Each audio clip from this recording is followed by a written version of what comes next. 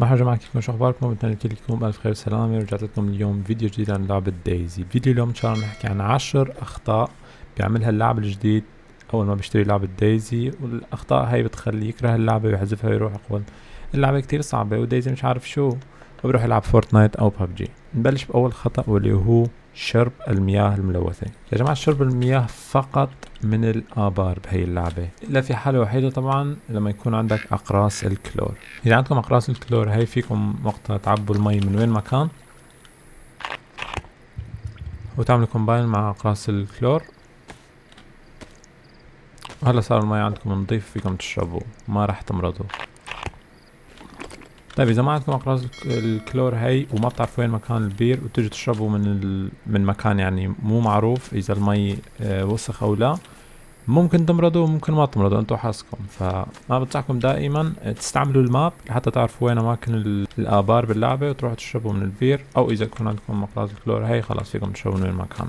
الخطأ اللي بيعملوا اللاعب الجديد بيجي بيشوف مثلا بركة مثل هاي، بيجي بيشرب منها وبعدين بيمرض، بيطلع له إشارة الفيروس هون، بصير بتقيأ وبصير بده أدوية وتصير عنده اللعبة صعبة وما بيعرف شو يعمل، وبالأخير بيموت بكره اللعبة وبطلع. مثل ما حكيت لكم شرب المي فقط من الآبار إلا إذا كان معكم أقراص الكلور. طيب يا جماعة نروح مع تاني خطأ بيرتكبه اللاعب الجديد بلعبة دايزي، واللي هي طريقة الخطأ تعامل مع الزومبيز. فعلى سبيل المثال في هون مثلا 6 زومبيات وبدك تمشي من هون مثلا، فمو ضروري تمشي من الشارع، خلص اعمل فتلة روح من هنيك مشان ما يشوفوك، هم كتار يعني راح يقتلوك. فبما انك جديد باللعبة حاول شوي تكون حذر باللعبة. هلا غالبا ما بيكون الزومبيز معهم اكل ومي احيانا، بس رغم هيك اذا بيكونوا كتار مو ضروري تروح تقتلهم واحد ورا الثاني، خلص يعني حاول تتفاداهم شوي، لانه اذا تقاوموا عليك الزومبي اكتر من 3 يعني ممكن يقتلوك، فدائما حاول تتفادى الكميات الكبيرة من الزومبيز. الخطأ اللي بيرتكبه اللاعب الجديد بتلاقيه مثلا هون 5 6 زومبيات، بيجي مشي من بينهم وبيهجموا عليه الكل وبيقتلوه، وبصير بيحكي عن اللعبة صعبة وفيها كتير زومبيز وما بعرف. لا يا اخي، يعني بدل ما تمشي من الشارع خلص روح شوي يمين مشان ما يشوفوك. الخطأ الرابع او الثالث ما بعرف، اللي هو طريقة الفايت مع الزومبي. هلا الجديد باللعبة بصير يضرب الزومبي هيك، شفتوا مثلا لحتى قتلت زومبي واحد ضربني ضربتين او 3، هي الطريقة الخطأ. رح اورجيكم هلا الطريقة الصح.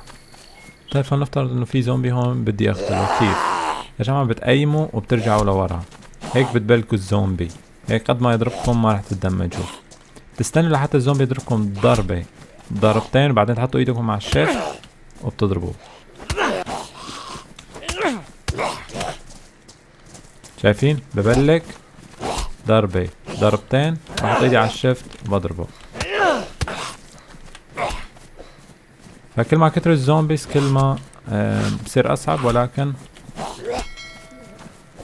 يعني اسهل من انكم تقتلوهم بدون ما تبلكوا. خلص ما انه شفت انه عم بنزف، راح بسكر الباب وببندج.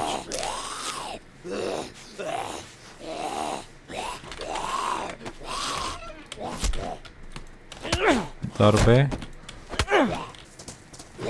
ضربة ضربتين بضربه. شايفين؟ لو اني بضربه بالطريقة الاعتيادية هي يعني ممكن يوقعوني على الارض ويقتلوني. فانتوا حاولوا دايما تبلكوا الزومبي لحتى يضربكم اول ضربة وضربتين، وبتصيروا تضربوه لحتى يخلص الستامينا عندكم هون تحت على اليسار، وبس خلص بترجعوا بتعبوا ستامينا، بس تعبى ستامينا عندكم بترجعوا تضربوه ضربة الشيفت. مثل ما حكيت لكم بتحطوا ايدكم على الشيفت وعلى الرايت كليك تنقروا مرة واحدة ليفت كليك، بضرب ضربة قوية يعني. حاولوا تقيموا على الراس مشان تجي ضربة بالراس ويموت الزومبي بسرعة، وبيكون احسن اذا معكم ميلي ويبن مشان يموت الزومبي اسرع. طيب يا جماعة بنروح على الخطأ اللي بعده بيرتكبه اللاعب الجديد بلعبة دايزي، واللي هو لما يفوت بفايت بينسى يبندج حاله. يا جماعة لما تفوتوا بفايت ممكن تنزفوا، لما تنزفوا بتلاقوا إشارة كات هون، بس شفتوا الإشارة هاي فورا خدوا الباندج بإيدكم وروحوا على أقرب بيت وتخبوا وبندجوا نفسكم، لأنه إذا بيخلص الدم عندكم الإشارة هي هون تحت على اليمين اذا بتصير حمراء بتروح الالوان عندكم على الشاشة، واذا بتخلص كليا بصير اللعب عندكم كل شوي بيوقع على الارض بيغمى عليه. فلحتى تتفادوا هالشي حاولوا دائما لما تنزفوا فورا تتركوا الشي اللي بايدكم وتروحوا تبندجوا نفسكم قبل ما يخلص الدم. شايفين لو بصير الدم عندكم احمر الالوان بتروح كليا، فبتصير اللعبة مملة. فانتوا دائما حاولوا تديروا بالكم على هالشي. تمروا على النقطة اللي بعدها اللي بينساها أغلبية لاعبين دايزي مو بس جداد، واللي هي تصليح الملابس. يا جماعة بين كل فترة وفترة حاولوا تشيكوا ملابسكم، لأن الملابس وكل ايتمز بلعبة دايزي بيخربوا مع الوقت. فانتوا اللي عليكم انكم تحاولوا تصلحوهم كل ما يخربوا. عندكم 3 ايتمات باللعبة: الداكت تيب والليدر سيوين كيت والسيوين كيت. السيوين كيت والداكت تيب هدول 2 بيصلحوا الملابس، والليدر سيوين كيت هاي بتصلح الفيست والبوت. فانتوا حاولوا تخلوا الايتمز عندكم على الاخضر مثل ما انكم شايفين على البريستين. حال تنسوا تصلحوا ملابسكم ممكن يصيروا روند، يعني بصير العلامة هون حمراء، وببطل اذا شلحتوا الملابس او شلحتوا البوت ببطل فيكم ترجعوا تلبسوه مرة تانية. طبعا يا جماعة بنروح على الخطأ اللي بعده بيرتكبوه اللاعب الجديد بلعبة دايزي، واللي هو بيمشي بنص الشارع وبيمشي بمكان مبين عند الكل، فبالتالي بيكون سهل القنص وسهل الرؤية من اللاعبين الآخرين. فدائما حاولوا بدل ما تمشوا بنص الشارع تمشوا شوي على الأطراف أو بين الشجر، يعني تكونوا متخباين على الأقل شوي. لأنه بألعاب السرفايفل بشكل عام يلي بيشوف التاني أول شيء خلص هو بيقتله. تمرح فونا على الخطأ اللي بعده اللي هو يا جماعة في حيوانات بلعبة دايزي، والحيوانات هاي فيك تصيدها وتجي تقطعها. مثلا خلينا نقول شفنا دجاجة وقطعناها، أخذنا سكين وقطعناها، مثل ما انتم شايفين صار على ايدي دم. هلا بما انه في على ايدي دم ما فيني اكل او اشرب، لازم اول شي غسل ايدي. فالخطأ اللي بيعملوا اللاعبين الجداد انه بيقطعوا دجاجة مثلا وفي على ايدهم دم وبيروحوا بياكلوا تفاحة مثلا او بيشربوا، هون بصير اللاعب عندكم بيمرض وبصير عنده فيروس وممكن تموتوا بعدين بالمستقبل اذا ما لقيتوا ادوية. فانتوا يا اما البسوا كفوف او بتروحوا تغسلوا ايدكم بالاول. يكون مثلا عندكم بلاستيك بارل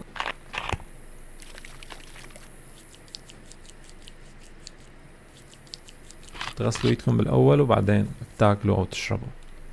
نروح على الخطأ اللي بعده واللي هو نسيان تطهير الباندج. يا جماعة في باللعبة هي نوعين من الباندج، في النوع هاد يلي بيكون دائما مطهر، وفي النوع هاد. بالاثنين فيكم تبندجوا نفسكم لما تنزفوا، ولكن الفرق الوحيد هو انه الباندج هاد دائما disinfected يعني مطهر فيكم تستعملوه متى ما بدكم. اما الباندج هاد اذا ما تطهروه وتبندجوا حالكم في احتمالية ممكن انه تمرضوا بعدين. فدائما لما تبندجوا حالكم بالباندج هاد طهروه بالاول. في عندكم 3 انواع من الديسنفكشن سبرايز او الكحول، فيكم تاخذوا الباندج بايدكم وتعملوا كومباين وتطهروا الباندج قبل ما تبندجوا نفسكم. هلا بس طهرتوا الباندج بيطلع عندكم هون disinfected، معناتها فيكم تستعملوا الباندج. فزي ما حكيت فيكم تستعملوه كمان بدون ما تطهروه، ولكن في احتمال انكم تمرضوا بعدين، وبس مرضتوا بصير بدكم كحول وتستعملوا الكحول لحتى يروح المرض. وفي حال طولتوا لحتى تلاقوا الكحول وضل معكم المرض اكثر من 20 دقيقة بصير بدكم اقراص التتراسايكلين. كل قرص بياخد تقريبا شي 5 دقائق، فانت لازم تاخد شي 3-4 اقراص تقريبا، بياخد معك 20 دقيقة لحتى اللاعب بيروح المرض منه. يا جماعة بنروح على الخطأ اللي بعده اللي هو عدم استخدام الماب بالبداية. يا جماعة اللعبة هي في إلها ماب فيكم تشوفوها عندكم على الموبايل او حتى على الانترنت. ببساطة بتروح على جوجل بتكتبوا دايزي ماب وبيطلع لكم الماب هاد. هون بتعرفوا مثلا مكانكم وين وين اماكن الابار. على سبيل المثال عم تدوروا على مكان البير بمدينة الكترو، هون بتجوا بتلاقوا مثلا علامة البير هون، فبتعرفوا انه المكان هون. او اذا مثلا تكونوا عم تدوروا على البوليس فبتلاقوا البوليس هون. فاستعمال الماب بالبداية كتير مهم، حتى يعني في عالم عندهم 7000 ساعة ولسه بيستخدموا الماب. فالشي هذا كتير ضروري لازم تستعملوه، بدون ماب رح تضيعوا بالماب. ترجع بنروح على الخطأ اللي بعده اللي هو عدم استخدام التاب اثناء التلويت. يا جماعة لما تفوتوا تلوتوا اي بيت او اي مكان استعملوا التاب، لا تضلوا بس تطلعوا هيك تشوف اذا في شي وتروحوا. في اشياء صغيرة بلعبة دايزي واحد ما بيشوفها. يعني في مثلا احيانا يكون في هون طلق على الارض رصاص، ما الواحد ما بيلاقيه بالنظرة هي. لازم تفتحوا التاب عندكم وتصيروا تمشوا هيك وتشيكوا هون على اليسار اذا بيطلع عندكم شي او لا. فدائما لما تلوتوا اي بيت ضلكم هيك عم تكبسوا التاب وتروحوا وتجوا، لا بس تاخدوا النظرة هيك وتروحوا، هالشي مو كافي.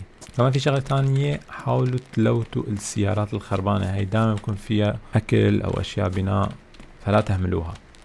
واخيرا وليس اخرا، الخطأ اللي بيعمله اللاعب العربي الجديد بيلعب دايزي هو انه ببلش يلعب دايزي بدون ما يشوف الفيديوهات اللي انا عاملها. يا جماعة انا عامل سلسلة كاملة عن لعبة دايزي، عن الاساسيات فيها. تروحوا بس تفتحوا قناتي وتكبسوا قائمة تشغيل وتجوا تفتحوا الاساسيات لعبة دايزي، بتلاقوا انا عامل فيديوهات كتيرة عن لعبة دايزي. فاذا بتحضروا الفيديوهات هاي كلها انا متأكد انه راح تستفادوا كتير، وراح يصير عندكم اساسيات كتير منيحة، واصلا ما راح يقلوا اسئلتكم عن اللعبة، لانه بعرف بالبداية بيكون في اسئلة كتيرة، انا بعرف اللعبة الجديد بيكون في عنده اسئلة كتير. فانتوا بس تحضروا فيديوهاتي هاي بتوقع انه اغلب اسئلتكم راح تلاقوا لها اجوبة بالفيديوهات هاي. هذا كان الفيديو يا جماعة، بتمنى انكم استفدتوا.